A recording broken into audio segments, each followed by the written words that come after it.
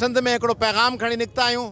हाणे ॾिसो हींअर कोरोना जा ख़तरा आहे, हींअर सॼी दुनिया में कोरोना जो मर्ज़ पकड़िजे पियो, पर हाणे असां लाइ ॿी वाह कान्हे।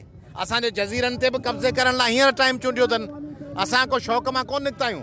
हिन कोरोना में आउं चाहियां थो त आउं सुकून सां पंहिंजे घर में वेही पंहिंजे ॿारनि जे, पंहिंजे दोस्तनि साथियुनि जे ॿारनि जे ख़्याल लाइ आउं कंदकोट में वियां। तंहिंजे करे पर निकिता छो आहियूं? छाकाणि जज़ीरनि ते हाणे था कब्ज़ो कनि, छाकाणि त कारूं जर ते हाणे था कब्ज़ो कनि। असां लाइ ॿी वाह कोन छॾी अथनि। सिंध जे ज़मीनुनि ते, सिंध जे वसीलनि ते, सिंध जी हिकिड़ी हिकिड़ी शइ ते क़ाबिज़ आहिनि हुकुमरान।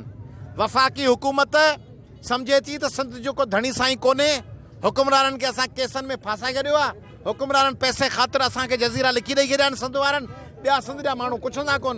उन्हनि खे असीं ॿुधायूं था त सिंध हुकुमराननि जी कान्हे, सिंध वॾेरनि ऐं वज़ीरनि जी कान्हे। सिंध हिननि बुखियनि, मिसकीन, लोअर मिडिल क्लास जे ग़रीब आणीन ऐं चाड़ीन वारे पंहिंजी रोज़ रोज़ी कमाईंदड़ माण्हुनि जी आहे। ऐं सिंध जा माण्हू मज़ामत कंदा। आउं हिते इन करे निकितो आहियां त हिकिड़ो तरीक़ो आहे त आउं हिकिड़ी जाइ ते वेही तव्हांखे मैसेज ॾेई छॾियां, पर आउं ॻोठ ॻोठ, शहर शहर तकलीफ़ करे दोस्त सभु निकिता आहिनि, भेनरूं निकितियूं आहिनि। मक़सदु इहो आहे त हर इलाइक़े में माण्हुनि खे वञी चइजे त तव्हीं बेदार थियो। कराची रुगो कराची वारनि जी कान्हे, हैदराबाद रुगो हैदराबाद वारनि जी कान्हे।